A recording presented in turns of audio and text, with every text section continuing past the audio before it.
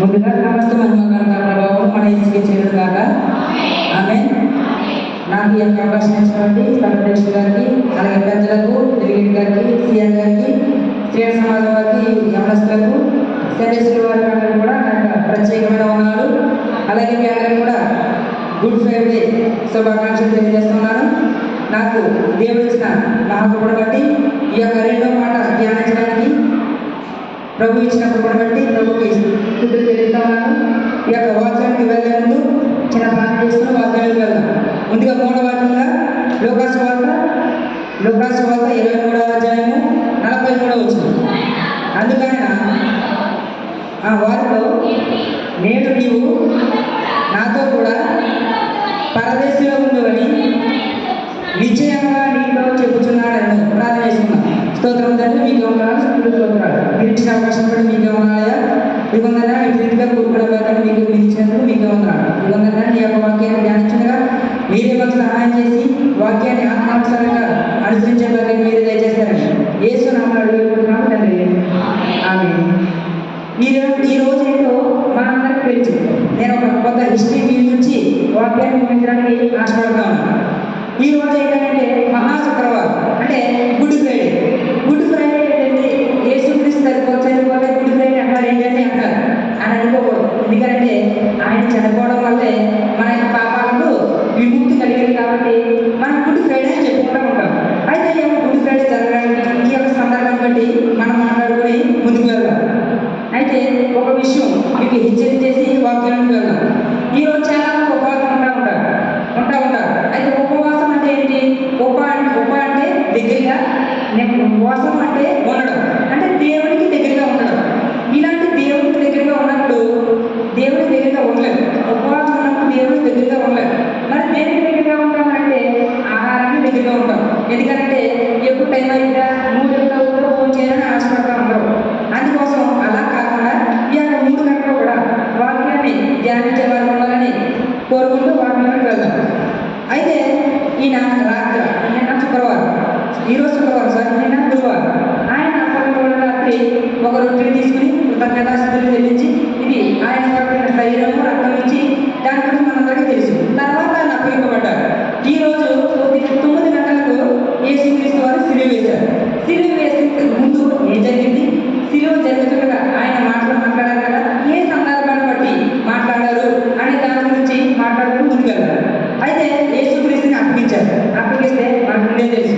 ఆయన్ని కొరడాతో కొట్టారు. ఏంటంటే 39 దెబ్బలు కొట్టారు, కొరడా దెబ్బలు. దాన్ని మనం ఏమంటే రోమన్ స్పాగ్రం లేదా ప్లాగ్రం అంటాం. అది 39 దెబ్బలు. 3 అడుగుల అది కలపది. అంటే దాంట్లో 1.5 అడుగేమో కర్ర, ఇంకొక 1.5 అడుగేమో బెల్ట్ ఉంటుంది. బెల్ట్ చివర అరమకాయేమో గాజు మెరుగులు అవన్నీ ఉంటాయి. దాంతో కొట్టేవారు. యేసుక్రీస్తు ఏమో 6 అడుగులు డబ్బులు 5 ఆయన చేతి కట్టేసి చేతిలాగా కట్టి ఆయన కొట్టడం జరిగింది. ఇటుపక్క నుంచి కొట్టారు. ఎవరు? ఆ యొక్క రోమన్ ప్రభుత్వం వారు. కొడితే అప్పుడు కొట్టినప్పుడు డైమండ్ షేప్లో ఈ యొక్క శరీరం దొంగపడ్డారు. లేఖనం నెరవేరినారు. ఏమని?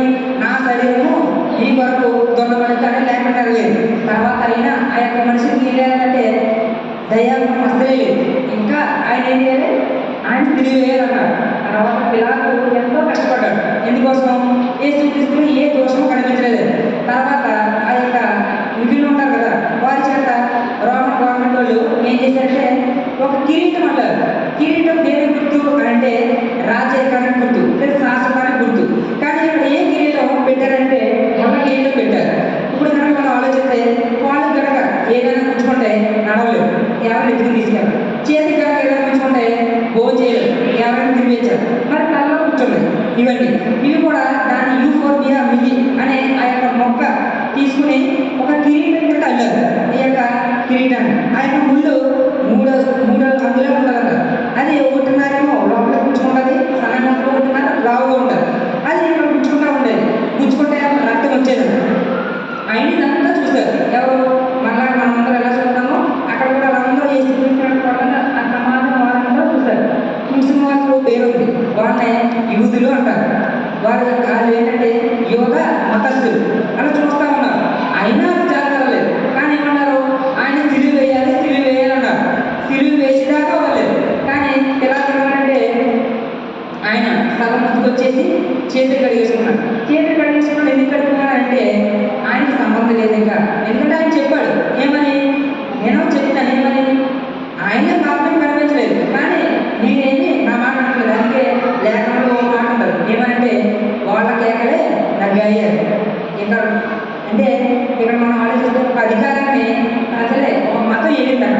ఒక అధికారానికి మతం వేయండి. ఆ మతం వల్లే యేసుక్రీస్తు సిలువేయబడ్డారు. సిలువేసినప్పుడు మనం చూసినట్లయితే లోకాసు వార్త 23వ అధ్యాయం 33వ వచనం నుండి 1వ వచనం చదివికొస్తే నేను అనుకుంటున్నాను. వారు కపాలం అనబడిన స్థలంలోకి వచ్చినప్పుడు అక్కడ కుడివైపున ఒకరిని ఎడమ వైపున ఒకరిని నేరస్తులు అనేది కూడా సిలువ వేశారు. మనం కనుక చూస్తే సిలువ అనే మాట కనబడగానే మనకి 3 గుర్తుకు రావాలి. ఏంటంటే ఒకటి మరణం గుర్తుకు రావాలి, తర్వాత సిగ్గు గుర్తుకు రావాలి, తర్వాత ఖచ్చితంగా బహిరంగమైన హింస గుర్తుకు రావాలి. ఎందుకంటే అది నేరస్తులకే విధింపబడే శిక్ష. అంటే ఇప్పుడు కనుక మనం ఆలోచిద్దాం, షాక్ కొట్టింది, కరెంట్ షాక్ కొట్టిందనుకోండి కొన్ని సెకండ్లో చనిపోతారు. ఉరేసుకున్నారనుకోండి కొన్ని నిమిషాలు, అదే సిలివేశారనుకోండి కొన్ని రోజులు బ్రతకొచ్చారు. అంటే ఆ యొక్క గవర్నమెంట్ యొక్క ఆలోచన విధానం ఏంటంటే ఒక వ్యక్తి చావాలంటే అక్కడ నరకం అక్కడ అనుభవించకూడదు, ఇక్కడ మనుషులు ఎత్తితేనే నరకం అనుభవించాలి అన్న ఆలోచనతో అక్కడ చేశారు. అయితే యేసుక్రీస్తు 9 గంటలకి సిలువేయబడితే ఆయన ఎన్ని గంటలకు చనిపోయారంటే 3 గంటలకు చనిపోయారు. అంటే 6 గంటలు బ్రతికారు. అంటే 6 గంటలు ఎంత హింస భరించి ఉంటారో మనం ఆలోచించుకోవాలి. అంటే ఆయన కొళ్ళతో కొట్టారు, భయంకరమైన ఎండ మనకి ఏం చేస్తుంది, దాహం వేస్తారు. దాహం ఎందుకు వేస్తారు అంటే రక్తం మన బాడీ నుంచి బయటకు వెళ్ళినప్పుడు దాహం వేస్తారు. దాహం వేస్తారు. అయితే హార్ట్ ఉంటుంది చూసారా, బ్లడ్ పంపు చేసేదే హార్ట్ అంటారు, గుండె అంటారు. ఆ గుండె ఆరాట పడుతుంది. ఎందుకని రక్తం లేదు బాడీలో రక్తం లేకపోతే హార్ట్ ఏమో పంపు చేయడానికి ఆరాట పడుతుంది. అంటే మనిషి బతకాలంటే ఖచ్చితంగా రక్తం ఫ్లో అవుతూ ఉండాలి. గుండె కూడా అంటే ఆరాట పడుతున్నారు. ఎందుకని లేదు కాబట్టి ఆరాట పడుతుంది.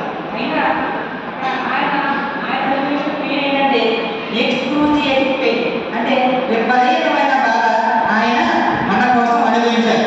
అంటే చూడండి, వారు కపాలమైన స్థలంలోకి వచ్చినప్పుడు అక్కడ కుడివైపున ఒకరిని ఎడమ వైపున ఒకరిని ఆ నేరస్తులు ఆయన కూడా సిలువ వేసి, మనం ముందే చెప్పుకున్నాం. ఈ సిలువ ఎవరికి వేస్తారంటే దొంగలకు వేస్తారు. అంటే బహిరంగమైన చాలా తప్పు చేసిన వారికి వేస్తారు. అంటే వీటితో పాటు ఇక్కడ దొంగలు ఉన్నారు. అయితే ఈ యొక్క ప్లేస్ లో తీసుకోవాలి. ఆ ప్లేస్ ఆయన కాదు, ఎవరైతే బరబ్బాని రీప్లేస్ చేశారు. ఎందుకు రీప్లేస్ చేశారు? ఎందుకంటే కేక నగిరి కాబట్టి అది ఇలా చేయకూడదు కాబట్టి బరబ్బాని రిలీజ్ చేసి యేసుక్రీస్తు పాపం ఏమీ లేకపోయినా ఆయనకి సిలువ వేశారు. ఆయనతో పాటు ఇద్దరు దొంగలుగా సిలువ వేశారు. ఆయన ఒక స్థలాన్ని తీసుకొచ్చారు. ఆ స్థలానికి ఒక మంచి మాట ఉంది, ఏంటంటే కపాలం స్థలం. అది హెబ్రీ భాషలో ఉంది. ఏంటి హెబ్రీ భాష అని ఆలోచిస్తే మనం బైబిల్ ముందులో చూస్తే ఫస్ట్ పేరులో ఏమంటారంటే ఆదిమ హెబ్రీ భాష నుండి తర్జుమా చేయబడి అంటారు. అందుకోసం అది హెబ్రీ భాష. అంటే మనం కూడా ఆలోచించవచ్చు. అక్కడ అంటే తెలుగు భాషలో అనువాదించబడింది. అంటే కపాలం అనే స్థలం, అంటే దానికి ఇంకొక పేరు ఏంటంటే కల్వరి, ఇంకొక పేరు ఏంటంటే శ్మశాన వాటిక. అంటే వాళ్ళు అక్కడే చంపాలి. చంపిన తర్వాత ఎత్తుకునే కాదు ఎవరో ఉండరు. ఎందుకంటే నేరస్తులు గురించారు, ఆయన తీసుకెళ్లే వాళ్ళు ఎవరో ఉండరు. ఒకవేళ తీసుకెళ్తే కనుక అక్కడ చనిపోయిన వాళ్ళు తీసుకెళ్తే కనుక ఎవరు తీసుకెళ్ళాలంటే కొన్ని జంతువులు తీసుకెళ్ళాలి. జంతువులు ఎలా తీసుకెళ్తాయి? శరీరాన్ని తీసుకెళ్ళాలి. వాళ్ళు పక్క వేసుకుంటారు. ఎలా అని ఇప్పుడు మనకు నక్కలు తెలుసు, కొన్ని క్రూరమైన జంతువులు తెలుసు. వాటికి ఏమంటే ఇష్టమంటే మాంసం అంటే ఇష్టం. అందుకోసం ఆ యొక్క శరీరాన్ని అవి వచ్చి తినే, అంటే ఏ తీసుకెళ్ళాలి, తీసుకెళ్ళాలి ఎక్కడ లేకపోవచ్చు, కానీ ఒక వ్యక్తి వచ్చి తీసుకెళ్ళారు. అందుకే లేఖనం నెరవేరింది. అందుకని 3 రోజులు తిరిగి వేశారు. ఇక్కడ పోతాం.